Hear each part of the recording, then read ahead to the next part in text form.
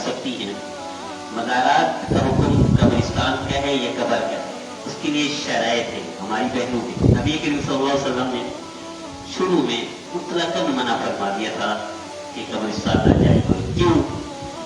कि पहले लोग कब्रों को पूजा करते थे, सजदा करते थे, शिरक करते थे, इसलिए नबी करीम सल्लल्लाहु अलैहि वसल्लम मना फरमाया।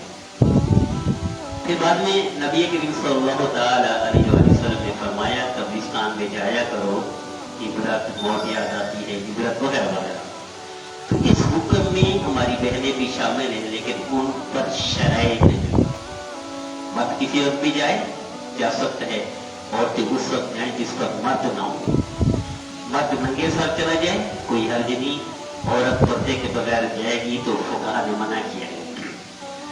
इसी तरह औरत कुछ ऐसे काम कर जाती है जैसे बैन करना, रोना धोना, गिरबान फाड़ देना, गिरबान चाकर देना, पट्टी सर पर डाल देना, ये कुछ वजूहात हैं जिसकी वजह से मना फरमाया है।